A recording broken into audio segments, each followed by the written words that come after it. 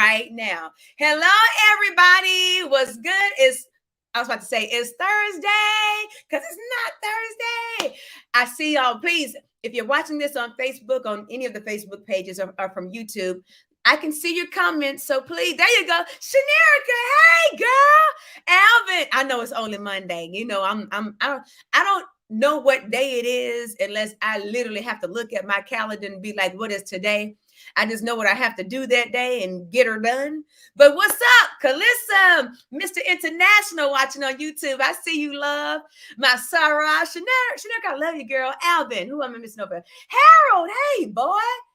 Antonio, hey. What's up, Tyler? Hello, the brand composer. I see y'all coming in. Come on in, come on in, come on in.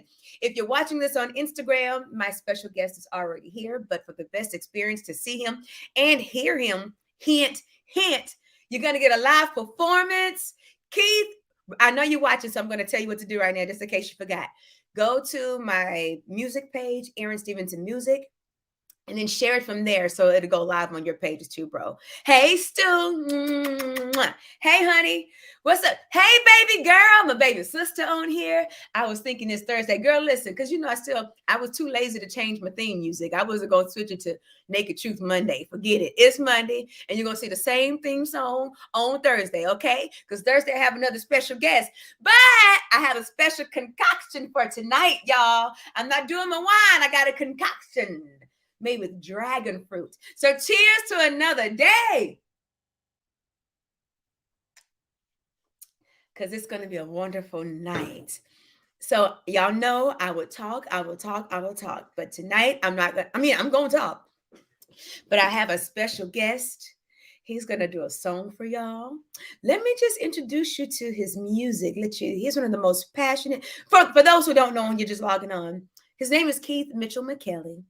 He's one of my absolute favorite saxophone players on the planet. And I'm going to tell him again to his face once I bring him on the screen.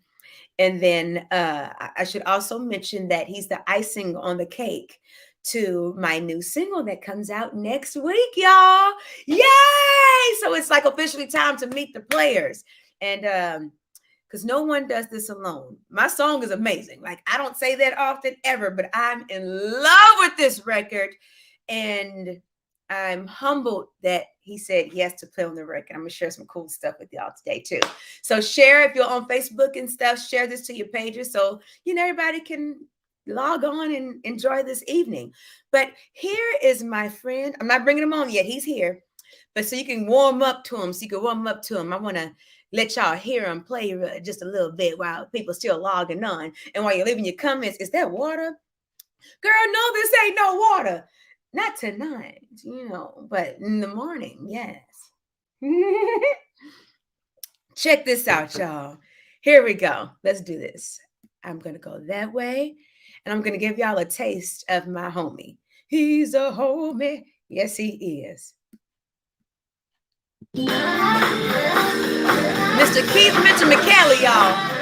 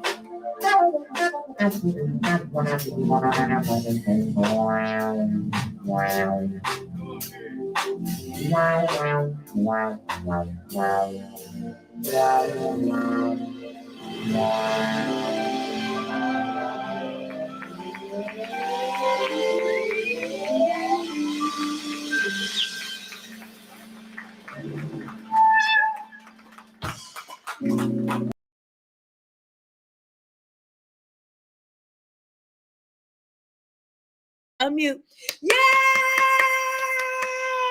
Are y'all ready to meet my friend? Because it is 6:11 and he's here. He's locked and loaded. We're going to talk first, Keith. I'm not going to let you play yet. We're going to talk, then we're going to play, and then we're going to talk some more, okay? Okay. Are y'all ready to meet my friend? Yes. Yes, you are. Yes, you are. Yes, you are. Kevin, why would you know what? Kevin Dwayne Ward. Y'all look at this. Kevin Dwayne Ward.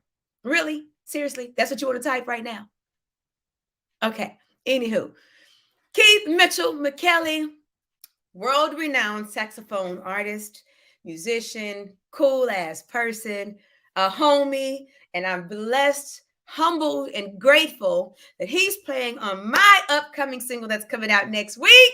Y'all make some noise with some heart buttons and emojis on these comments because we and he can see them right now. Meet my friend, Keith Mitchell McKelley, y'all. Keith, I'm bringing you in, brother. I'm bringing you in. Hey, Keith. What's happening? How you doing? Hey. They can hear you. What's up, everybody? How's it How going? you doing? I'm all right. How was your day? Oh, my day was good. Coming off of a long weekend and a good working weekend. So, just recharging my batteries. Well, I was about to go into question mode already, but let me give you a heads up, right? A heads up. Mm-hmm. So everyone who watches my shows on Thursday nights knows that when I have a special guest, because it's called Naked Truth Thursday, right? Mm-hmm. And I told you this, but I'm going to remind you. No one ever knows the questions that I'm going to ask because it's called Naked Truth Thursday. And we want all of your answers to be honest. We want them to be genuine, pure, and it's all well, I know you're gonna do that anyway. I know you're gonna do it. I'm almost scared to ask some certain questions. I know you, so like, wait a minute. It's gonna be honest. But it's all in good hopes. I started doing this about 3 or 4 years ago because, again, people, when I came out with my own music, people were like, "We know your resume, but we don't know you as a person." Right. So I would have my glass of wine. And I would go live and I would play one song per week and tell the absolute naked truth about how the song came to be. And I didn't care, so that people could get to know me. But it's all in good hopes as well to help somebody else. Oh, man, I appreciate that. So that's why we tell the truth, no matter what we talk about, because you never know what somebody's going through. And it's not always all about music. It's about life. And I'm going to ask you some life questions and all of the above. So everybody that's on here, I know some of y'all on here, like Tanisha Bell on here, Mario. Hey, Craig, some of y'all know him, but you may get to know some other deeper details about him tonight, other than just playing that saxophone, right? We'll see. Yeah, that's right. You ready? So speaking of, let's just start with giving people a rundown. Tell everybody a little bit about, just give them a brief part of your resume, because this is going to be about you. But give them a little bit about your resume first and where you're from and all that cool stuff. Okay. Well, yeah, I'm originally from Ohio, Canton, Ohio, about an hour south of Cleveland. Football Hall of Fame, all that good stuff. And so, I've been doing this for just over 20 years. I've been lucky enough to play with the likes of Raphael Sadiq, to the show The Usher, Babyface, Harvey Mason, Bob James, so Larry Dunn of Earth, Wind and Fire. So just to name a few, that's kind of the realm I've been working in, and been grateful to, and of course, Aaron Stevenson, the great Aaron Stevenson. Oh, Thank you for having ooh, me on the track, ooh. but so just that, and in the midst of things, just experimenting with music, different types, and smooth jazz is the lane that I invested in a lot right now, and I do electronic music stuff, and some hip hop stuff. So, and Sounds like a currently, fusion of things. oh, Yeah. that's what I picked up today. What did you pick up? Uh-oh.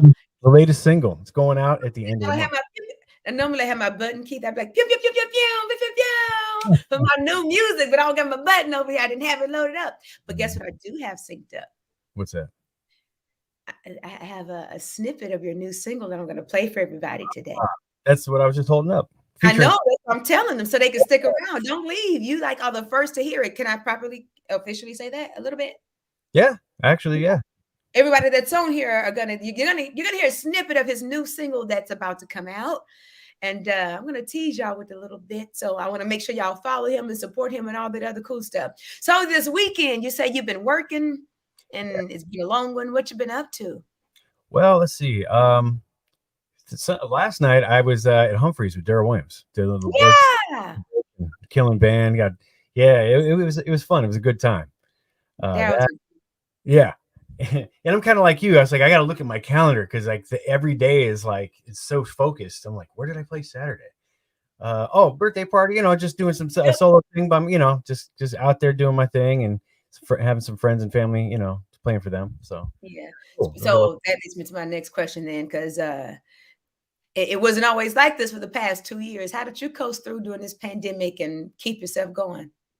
Well, one, a lot of writing. Hmm. And I don't know if these three things go exactly well together, but a lot of writing, a lot of working out, but a lot of drinking. So I'm hoping I'm hoping the working out offset the drinking, but that's the hope. The reality is Listen. probably that I ran my organs through the the ringer. No, honey, you ain't alone. I would see so many Instagram and Facebook posts with everybody like, guess I'm having another drink now. Oh, Because they were just at home. Like almost what do you we don't want to endorse alcoholism, but what do you do? I You thought ain't about a video series called, and this is kind of mainly comedy. I was thinking about doing drunk jazz sessions, and because I would go live and I would drink a little bit, and it'd be kind of funny, and some of my friends would comment. Then I thought, let me do that. The more I thought about it, I was like, I don't know how long I could keep that up though. I mean, what like, get drunk all the time and try to play. yeah, you probably wouldn't. It'd probably be my last album. Like, Heck yeah. That liver would be like, you want me to do what? I did some hard. I was like, maybe like 20 years ago I could have done that, and maybe lasted a couple years, but not now. No, that's a real thing. I was just telling somebody yesterday at we were talking about it before we went on stage yesterday. I was telling them I'm officially, I'm not gonna say it, but I'm gonna say it. I'm officially getting I see these questions coming in. Oh, do Oh, it, Keith. I'm here for the drug jazz, for the drug jazz. maybe it's an annual thing. Maybe I'll make it an annual or seasonal thing. I But think it would be kind of amazing. You never know what you might accidentally come up with, when you play that. and simultaneously get blackballed. At the same time, they're like, "Oh no, he's a drug, but he's a genius," But what do they say about all geniuses, right? They say all geniuses are crazy. But no, I was saying yesterday, doing right before we went up on stage, I had the same epiphany, should I say? Because there was a time where I could have a drink or two and having them, people working in clubs and bars a lot, shots just coming out, and I could turn down some shots, okay? Yeah. However, I found myself and a really bad habit that I hope no singers ever develop. I never did vocal warm-ups. I never stretched my body. And y'all know I'll be all over the place in high heels and everything else doing all I got. Mm-hmm. Yeah, these days I got to do vocal warm-ups. I can only have one glass of champagne or, I got to stretch before I go on stage like an old lady. But that's a real thing. Oh, Like, the thing is, it doesn't really affect my playing yet, but it affects my speech. So if I'm doing my own show it's like it's kind of weird because as being a sideman, I can go have have a little buzz and play my music and be cool, and everything's fine because I don't have to talk. But it's Okay, drunk jazz. like, oh man, yeah. So I have to practice doing my own stuff, just being in a different state of mind. It's like, wow, everything's clear. I can speak. So But speaking of switching, what made you decide to go ahead and do your own thing? Because you've played with all these amazing people. What made you go well, for it? I've always wanted to do my own thing. I've always had like dreams about, playing my own shows and things like that. But, coming up, playing and being a musician for a living. See, I found that there's people that have invested everything up front into being a solo artist. And so that's what Mhm, they focus on. And so my thing, I kind of started out wanting to do that, but I was making my living being just a musician on call. So, and especially being a sax player, you can't just play one style of music if you want to stay working. At least in a lot of other parts of the U.S., it's like you have to be able to play all styles, most styles. mhm, To get calls from everybody. So that's what ended up happening out of necessity. I started doing a bunch of gigs with a bunch of different people, and I ended up really loving playing all these styles of music. It's like that's why I'm so eclectic in my mhm. taste, is because I'd be playing a salsa band, and then that same day, the next morning play gospel, and then a jazz gig. And Yeah. so that's kind of how I started out. But in the meantime, I was always like chipping away at what I really wanted to do, the solo thing. And I just accumulated a bunch of songs and it was writing over the years since I was like 17. So if you Mhm, listen to my first album, I have songs on there that I wrote back when I was 17, all the way up through like my late 20s. And mhm. I still have songs from back then that I grab and stuff that I write new now. And so it's kind of always been in the background, but I've just played and toured out of necessity and a love for it too, just a general love for playing different styles of music. What are some of the obstacles that you'd say that you've been facing with putting out your own music, or even in the transition of it all? Well, that's an interesting question because the landscape keeps changing. So, Yes. if you asked me the same question, like 3 albums ago, I'd have a different answer. So, I mean, starting out then, when I put my first album out, it was around 2009 ish. That Mhm, was kind of like when the radio formats were changing. So it was always like a one step behind kind of thing. I put the album out, and then all of a sudden, the smooth jazz station got cut in half. And then I didn't know a lot about promotion either. So I didn't have, mhm, funds set aside for that. So the mhm, obstacles now that I've gotten all those other parts together, promotion, advertising, and things, it's just really um, about gaining. The biggest challenge for me is gaining the following, and that means you have to be active. You almost have to live online, and it's kind of crazy because I might have to do a session this weekend and they send me the chart and I got to go over the chart, or I have 2 gigs this weekend and I have like 3 days to look over all the music. And then mhm. between all of that stuff, and then you have, personal things in your adult, married too. So it's like everything's got to be like timed right. And so that's the biggest challenge for me right now off the top of my head that I can think of. Just a practical thing is finding the time to carve out to push the solo thing. And Mhm, it's gotta be a continuous forward motion. It's like you can't stop because as soon as you stop, it feels like you've got to start all over again from square one. So, mhm. thing for me has been having the momentum and sustaining that momentum to keep building the fan base in the musical library. Why do you keep going? Why won't you quit? Hmm. You know, I thought about that a lot during 2020 actually, and I came to the conclusion that well, one of the things. This is gonna sound kind of messed up, but I was like, Naked Truth Thursday. Tell the truth. I don't know if I'm good at anything else. I'm Mm, sure I am. I mean, I haven't really explored. He's like, you got to understand, since I was a kid, I've been doing this professionally, like nonstop. And yeah. so and there's been many times in the past too. I was like, I don't know about this, but I always managed to find a way through. But I do have to say, 2020 was probably the hardest era, as probably for a lot of artists out there as well. um yeah, I really went into like, what else am I good at, and then what else do I want to try to see if I'm good at. And then Yeah. in the midst of thinking about this, I kept writing songs. So I never stopped working on music, but I always had it during that time period, like, what am I going to do? It's like, Mhm, I have to do music on a personal level first. That's what kind of it's like a therapy for me. So I'm still writing, but I'm contemplating my career. Like, do I shift gears and get into something else now? It's a huge crossroads. Yeah. So, and I have to be honest, I'm still kind of there. I'm not going to stop playing music, but I have to be honest with myself. Like, okay, I've been doing this for the X amount of years. Like, something has to change. Something has to be different. And so I'm using music now as it's my main thing still, but I want to get into something else to kind of augment the music, or the music augment whatever new passion I find. And that's kind of where I'm at now. Really? You're Mhm. one of them. Let me tell you why you're one of my favorite saxophone players. Um, and I have to tell you this, Keith. When I said that I was going to interview you, and I said you weren't anywhere around. I said it on one of my lives, or in one of my Naked Truth Thursdays, and I said it. There was a consistent consensus amongst a lot of people who knew who you were, because of course, you know me, he one of my favorites, and what But when I said it, there are several other people who chimed in and were Mm, like, "You're one of the greatest,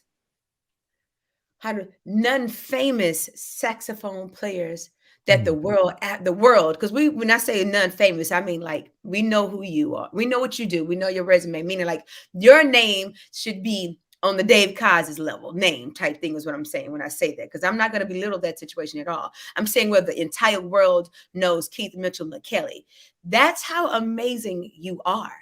And I've never, not once, I've seen you play in a room where there were only maybe, let's just say, 10 people, right? mhm, And I've seen you play in a room where it was packed wall to wall.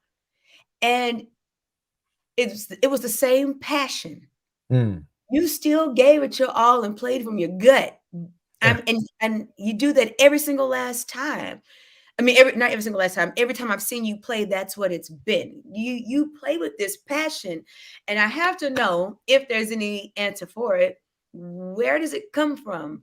What is your drive? What is your motivation when it's only three people and you still are Mm. giving it? And again, I say these things. We're musicians, but Yeah.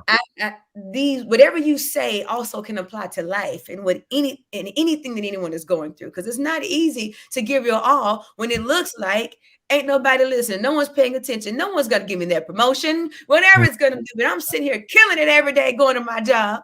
Right, Why right. do you play with so much passion every single last time? What is it? It's a combination of things, really. From early on, like I said earlier, music is kind of like a therapy for me. Mhm. And whether there's three people in the room or 3,000, um, if I can connect with somebody, or if one of those three people come in and they're having a bad day and they hear what I'm doing, and it somehow allows them to make it through the next day or the next week, to me, that's a win. And then going beyond that, it's a thing where I learned early on in my career not to get attached to audience numbers when I'm playing live. And Hmm. so that never really phased me. It phases some people because it depends on what part of your personality is connected to the music. And some artists, it's just their ego. The music is Hmm. connected directly to their ego. And if your music is connected directly to your ego, every time you look out there, you're going to be like, why am I doing this? There's only three people out there. That It's like, I'm on stage. There needs to be 5,000 people. And Hmm. so I never really had that ingrained in me. As a kid, and when you're first starting out, you kind of use that as a meter to think how good you are. You're like, oh man. But I Yeah. got over it really quick, because you're not only playing for the people, and you're playing for yourself, and you're playing for and with the other musicians. So if you took everybody out the room and just have a band on stage, we're having a conversation with each other. And so if we're having a conversation with each other musically, it's also a respect thing to my colleagues. It's like, like Okay, Keith. we're talking, and I'm just kind of looking away, looking at my phone. I mean, that's disrespectful.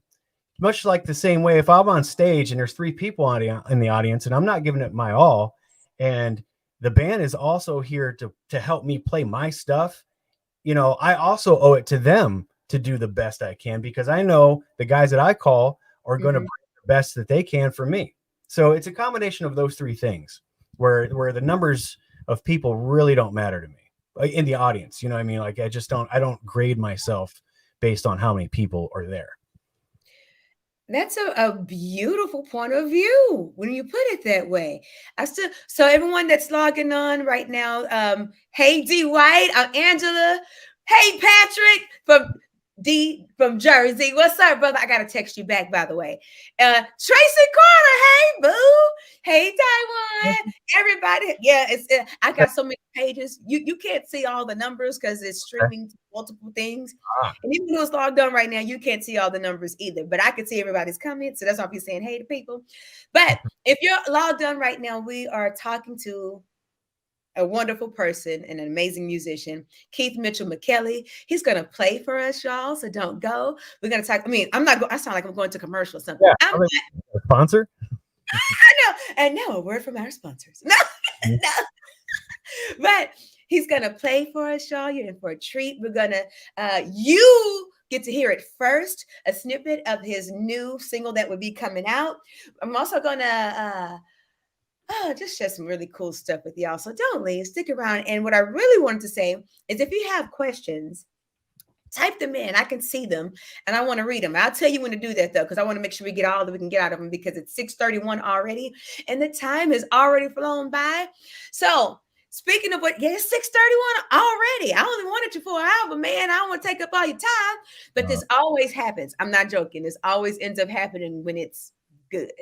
well, you're a good host. It's easy to have a conversation with you, so time Right. flies. Well, Keith, I'm just saying, I'm just saying. No, but Yeah. it helps when someone actually talks back, like that conversation you were talking about, right? Right, So, exactly. and so that leads me to the next thing, social media, because you said you talked about dropping egos when and how do you feel about social media in the midst of all this? Because I've often said to my soldiers, that's I don't like using the word fans. So people who like me, they're called soldiers, my soldiers. So I often tell my soldiers not to get discouraged because we were talking about the numbers in the room for live shows, Right. not to get discouraged by social media numbers because it's really all about algorithm and such.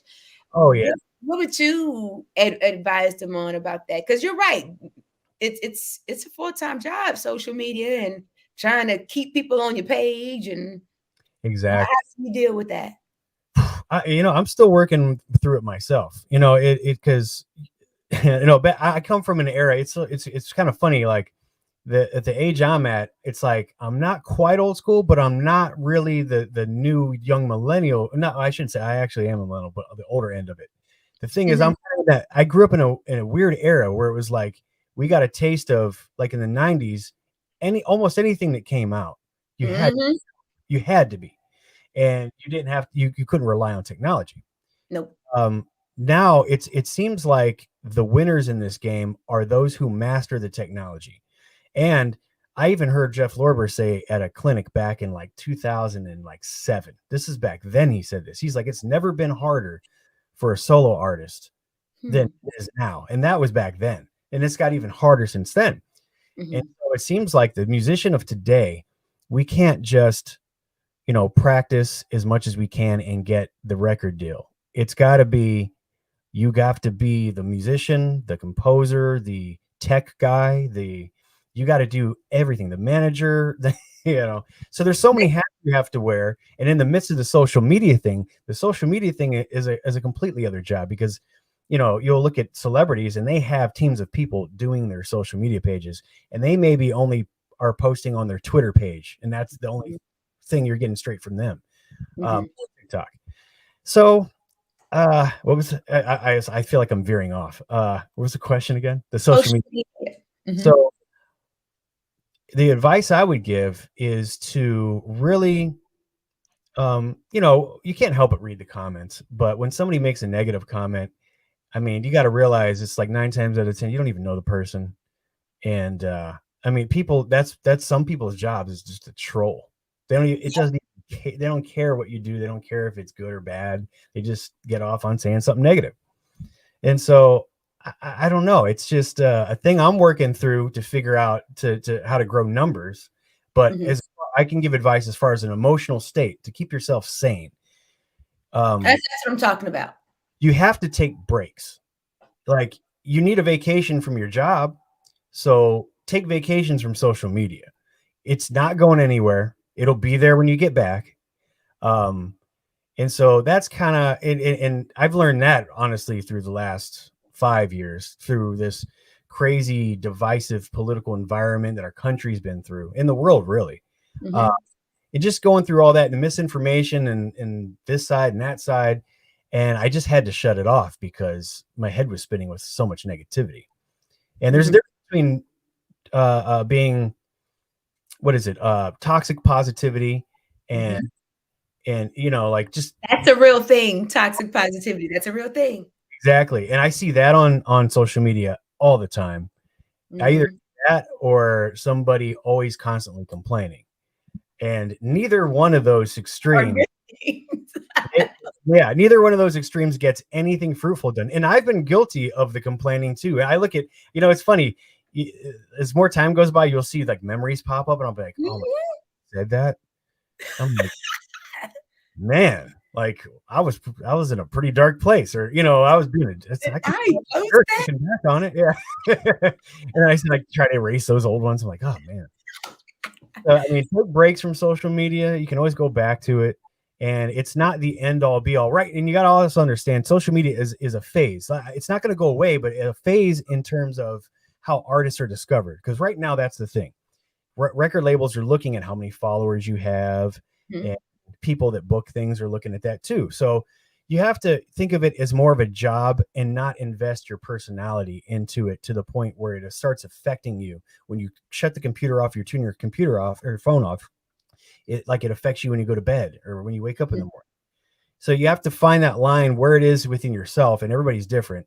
And I just kind of find that, periodic breaks are good, but I also have to keep in mind that it's part of my job and I have to be somewhat consistent.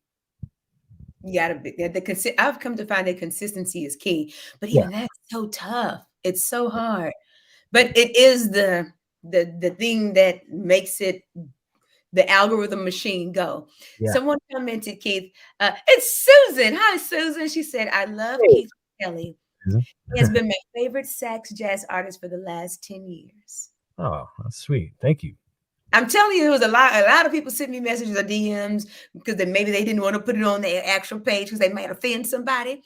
But you are so adored. Your musicianship is like, man, you have cheerleaders who are wanting you to win. So I'm gonna start from there and go to me now. Yes. But y'all can't leave because y'all got a live show coming up. He's gonna play. I'm not gonna be long, but I want to show people this really quick because I've come to find that people like to see a lot of the background part of it all. Mm-hmm. So did I do this right? Where did I put it? Let me make sure. So this is how it started, y'all, which is really cool. I'm showing them some this is way back in November. My single comes out next week, February 18th. We worked on this in November. So, because people think this happens overnight, it's not true. Okay. So and keep in mind, Keith was the last component on the record, but the last necessary component on the record. And as you're reading that, hey, E, just want to let you know I'll be hitting your song tonight. And I'm like, yay. And I meant my yay. And then I think I get the right take for this and we'll be sending soon. And here I go. Y'all know me. I can't wait. All caps. And then I listened to it on November 8th. I listened to to his session over here and I turned my music all the way up in my studio. And you didn't even know that I listened to it. I'm like, play Keith, like you in the room with me, like I missed somebody. That was as you were listening to it? Yes, play Keith. Yeah, so, and then it's being mixed. I sent that sucker right on over to Blake Aaron. We'll talk about that later, everybody. Woo, woo. Blake Aaron mixed the record. And then my pleasure, you sound wonderful as usual. I like to show people that kind of stuff because it matters. Mm-hmm. And again, they hear the final product, and I'm just grateful that you said yes, that you would do it. Because myself and the label, and we talked about who we could get on there. And my first was Oh, it Keith was Mitchell McKelley.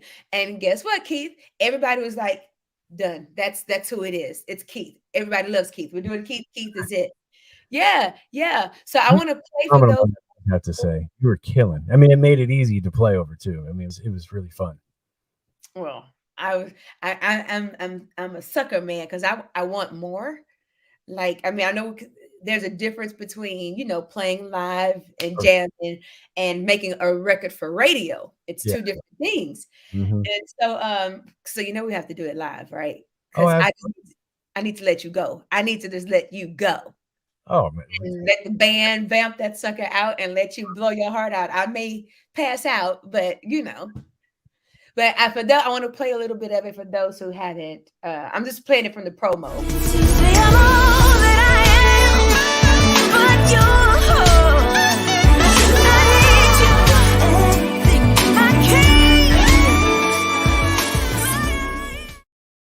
I can't give them too much, Keith. Right. They got to download and pre-order this single. They got to support the single. I can't give them too much until next week. But your passion is on the track. So you ready to play for him, Keith? Yeah, as a matter of You fact. gonna play for him? And then after that, we'll talk some more, and then I'll give everybody a sneak peek into his next single. And then lastly but not least, it's 6:41. I'm gonna do like a quick round of questions with you, Keith, and get some of these people's questions into you. All right. Yeah. But it's all on you right now. Ladies and gentlemen, you're about to hit the live. He's live right now. Yeah, the live sounds of my brother, Keith Mitchell McKelley, y'all. Awesome. Let me get situated here. I just got to say, this one is off of my latest album coming out too. It's a cover soon. It's a Sade to one of my favorite ones called Cherish the Day. And I had my good friend Gussie Miller do some backgrounds on it. Cool. Hey, Gussie. Yeah. So let's see here. Yay! Let me mute my microphone so I'm not like cheering all loud in the background, messing people up. You got it. Enjoy it, y'all. All right.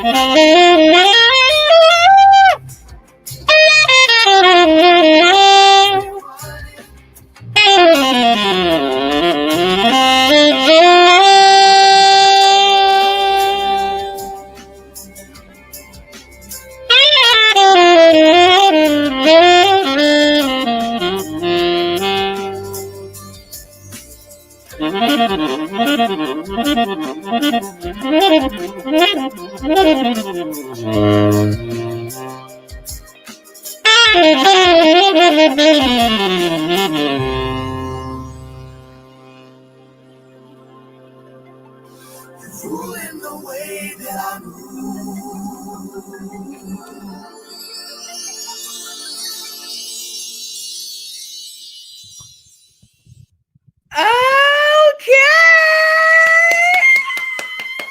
All right. Hopefully that came out all right. Then it wasn't too distorted. You should read the comments over there. Okay, Mr. Finesse, I'm going to go buy a saxophone. Time for me to learn some lessons. Spraying myself with water. Ouch. Plush. Yes, Keith. No. These comments over here, y'all crazy. Spraying myself with water.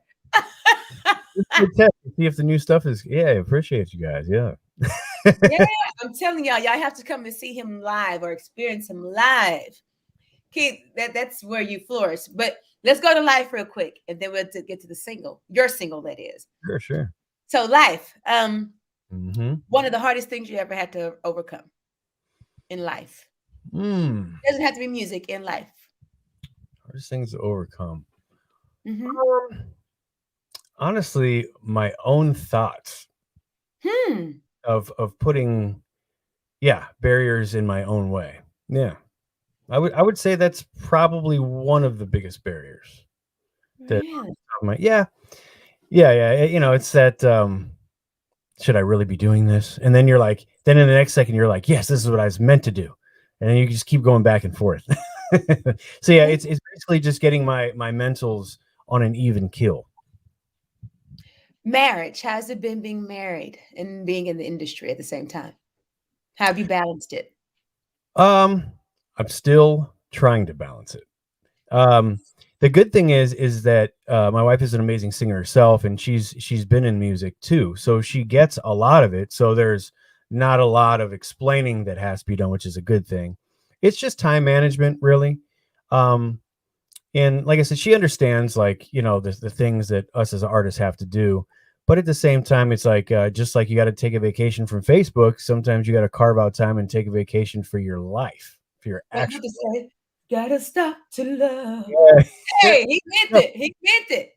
That was a real thing, a real song. It is. It's like balance is the key. And that's something I'm constantly fighting for. And sometimes I don't always get it right, but we both understand the big picture. And I think that's a big help to both of us in coping with the ups and downs of this industry. What's your favorite color? That's a tough one. I have two. I like, I was gonna say blue, but I really like red because, as you can see, I got the walls painted. You know, it's like it's my creative color. Honestly, red is my creative color. That's my creative color too. That's why I did it like this. Interesting, right? Because people think red is my ultimate favorite color. It's not. It is my creative color. It is my fire, though. Yeah, I like it. I like this burgundy kind of vibe. It just it helps me creatively. I can't explain it, but it's just I discovered that years ago, and I was like, "Oh, I like this." But as far as like maybe wearing things, I was like, I really like blue. What's one of your favorite quotes that you live by, Hmm. or something that you live by? Something that I live by. Don't be a dick. If I was to quote the Bible correctly, in a nutshell. In the book of, if you turn your pages to the scripture reads, and Jesus simply says, "Don't be a dick." Yeah, it's somewhere in the back. Cool. I like it, but simple and very real. Please don't. You could tell you being a dick or being a jerk. You know it. Like, come on. You I have to think check yourself every now and again. I believe there's also another one by I think it was Lincoln said something.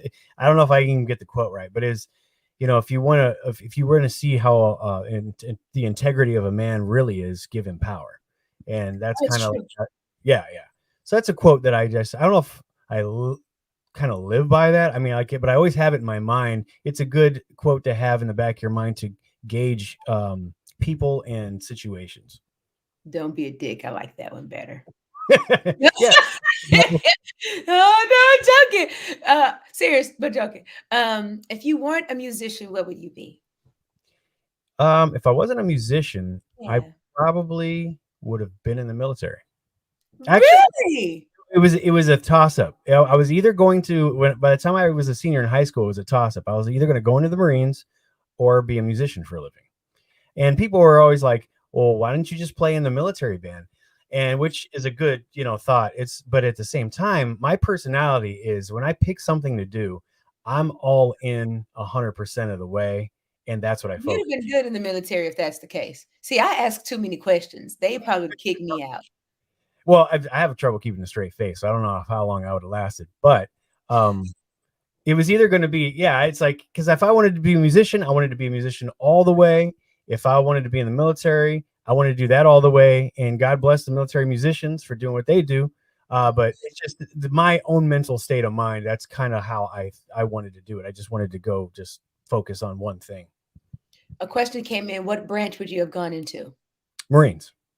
You would have been a Marine. I told you, this is cool. I didn't know some of this stuff about you, and I didn't seen you for the past 5 years. Well, -2, but you know what I'm saying.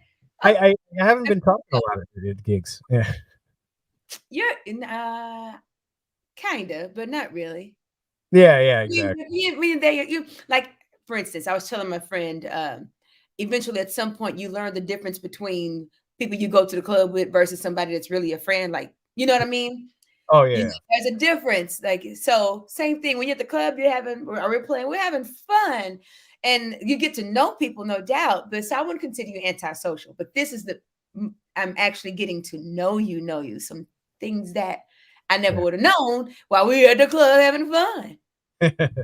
Yeah, it's weird. Just my personality being in an industry like this, it kind of pays to be an extrovert. But I find myself in a very extroverted industry. I'm kind of an introvert, which is kind of this weird thing. And then once you get to really know me, you end up thinking like he's kind of crazy. Like I didn't really realize he was this crazy. But then on the outside, it takes a while to go chip past the surface. Mm-hmm. Who are some a question that just came in? Who are some of your own personal favorite saxophone players? Yeah, I don't have one favorite, but I do have saxophone players that have been instrumental in forming my sound over the years. I've gone through phases. My first phase was David Sanborn. My very first, my mom growing up, she would always be into smooth jazz, and she really loved Kenny G. So she had all his stuff, and it was always playing in the house. Yeah, my mom is in love with Kenny G. Still is. No, And I'm joking. That's a running joke around here. It'd be like, because at one point Kenny G was like it, right? So anytime you heard a saxophone, that's Kenny G. It could yeah. be anybody else but Kenny G. That's Kenny G. Oh yeah, exactly. Sorry, What her I'm name back. for? No. Okay, But go ahead, because that's a good question. I want to know too. all good. And one day she brought home this David Sanborn CD called Up Front. And I was just like, a saxophone can do that? I was like, that's what I want to do. And so but then on top of it, I had very good teachers. So then my music teachers took me back to, Bird, Sonny Stitt. I love John Coltrane, Michael Brecker. I mean, like I still study a lot of these guys. I'll go back and be like, I got to brush up on my Michael Brecker, or, let's see, Bob Berg. He's another one. Kenny Garrett. So I pull from all different kinds of genres of jazz and R&B, and I just love all of it. Kirk Whalum was another one who was instrumental. Yeah. Gerald Albright, how he's got that power and that upper range. Mm-hmm. And so there's like all the strengths of these all these players. That's the cool thing about being a little bit later on in the generations, is that you have more generations to draw on. So there's more stuff to and then, out comes your sound. So I'm grateful that I have all these different eras to pull from. Sweet. Because I heard you mention earlier about, hip hop fused with jazz type thing. That's something that you were hearing in your head. You mentioned something about it earlier in this interview, should I say? Yes, all the influences of it all. 90s R&B, hip hop, EDM. You said it, yeah. Oh, I love all that kind of stuff. I like technology. I just don't want technology. I don't like when technology is used as a crutch. I like when technology is used as an instrument. When you learn, it's like auto-tune. It's like, people are like, auto-tune. And yes, if you're using it to make you sing in tune, that's terrible.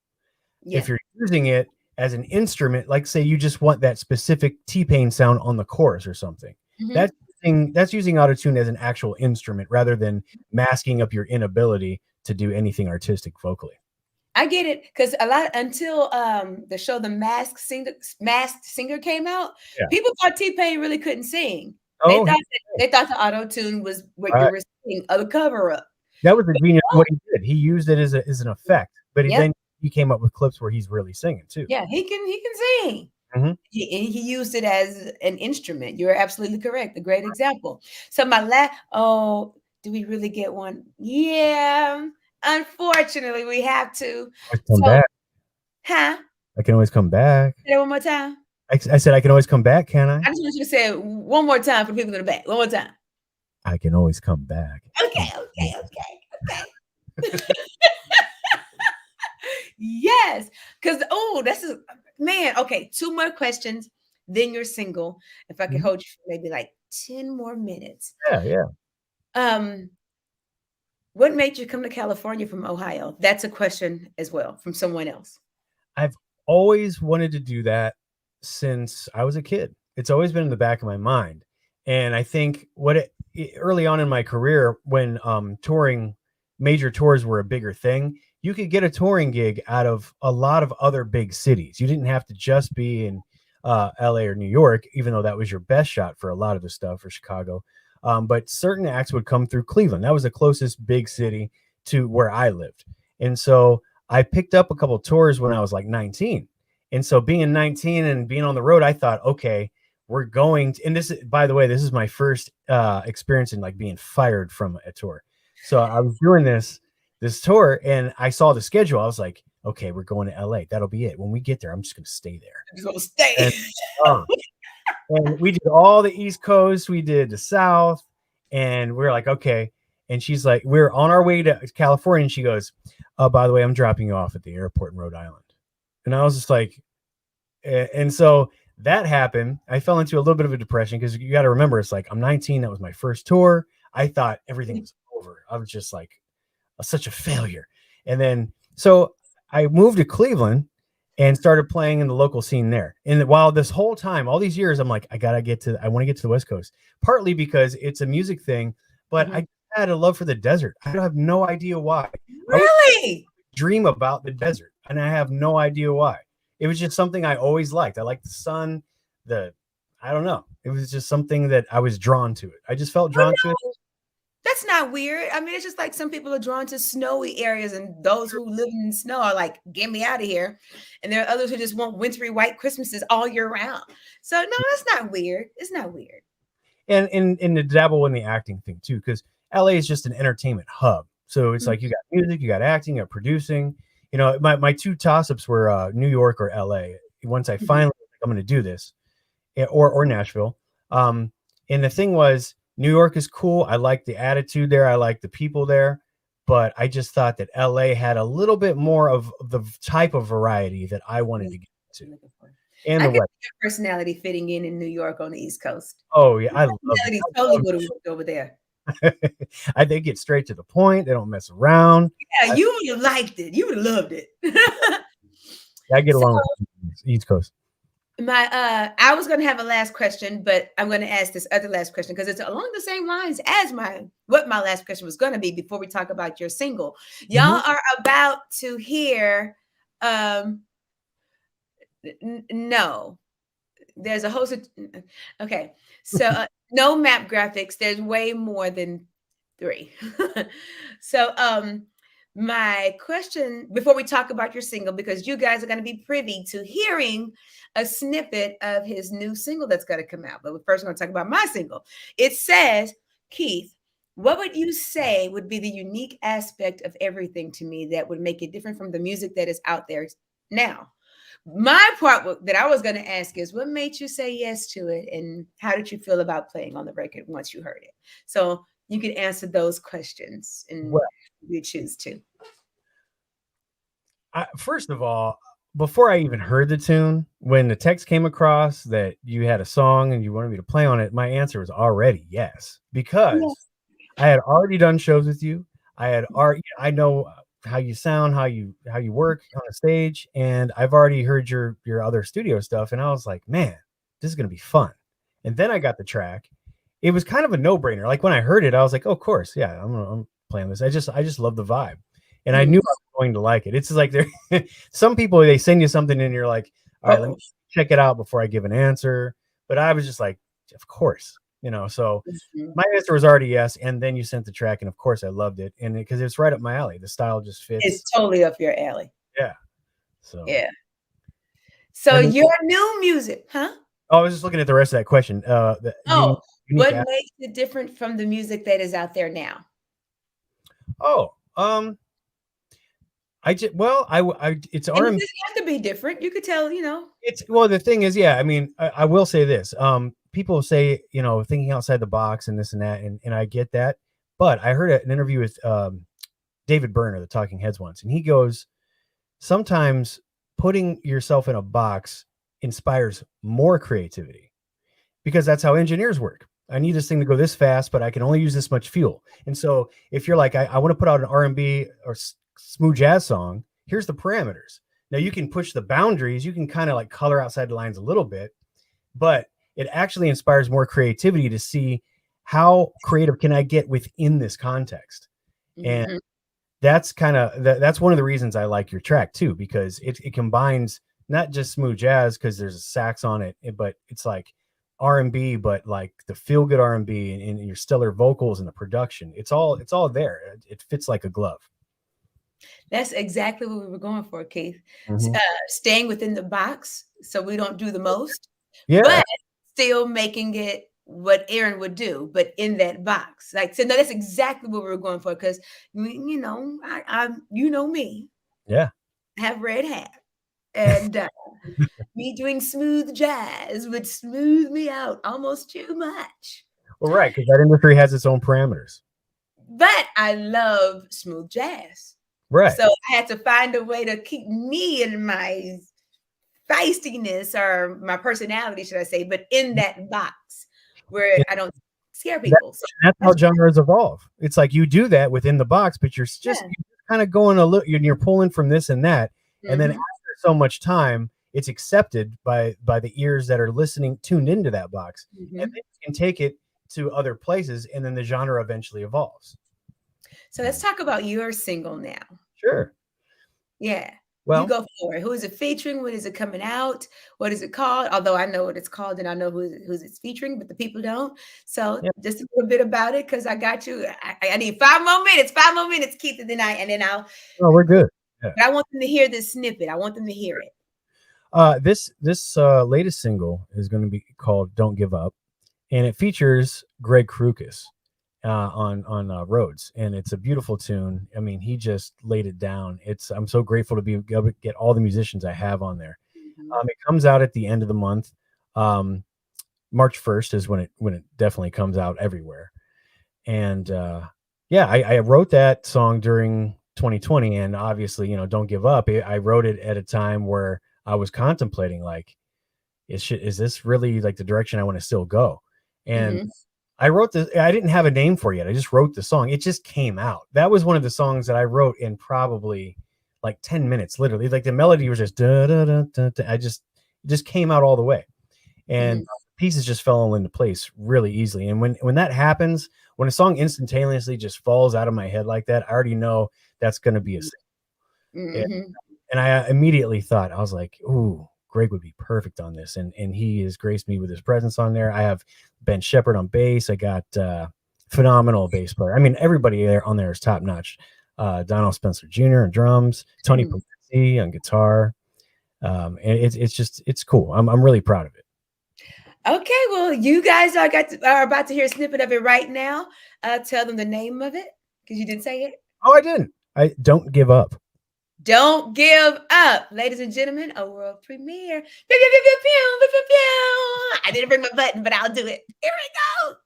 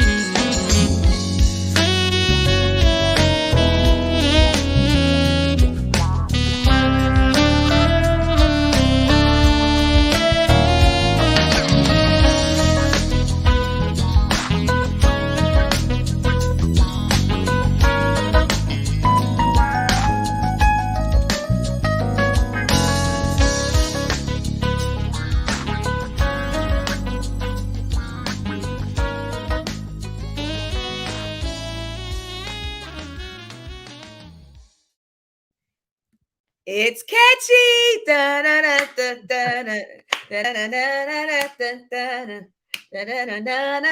Catchy. It's a hit. No. Keith, one more time. What day does it come out? March 1st. Where can people find you on social media? Let's see. Well, Keith McKelley music page. Just type my name in there. Say social media. I'm also Keith Mitchell McKelley on Instagram. Keith McKelley on Twitter and TikTok, even though I only have 2 videos up there so far, but I don't want to talk about TikTok right now. Man, good luck keeping up with those cats on TikTok. It's like a new video from them like every hour. It's insane. It's listen, I got 3, I think I got 4 videos up and they're all horrible. They're literally horrible. Today, was it today or yesterday? I just posted a video from something I posted on Instagram just to say I did it because I felt bad. I can't figure it out. And the people who post on there, it's like art. They take time to do these things. Yeah, I'm like, who's giving these lessons? Like, where can I take these? Like, it should be a TikTok class at every university or something, or a class, an online class or something, because I just can't figure it out. It's also a symptom of, when you have less, like when you're younger and have less responsibilities, you can be glued to a computer all day. I tried to get my baby sister to teach me how to do it. Oh, yeah. You see, I got a brother that's 11 years younger than me. I should hit him up.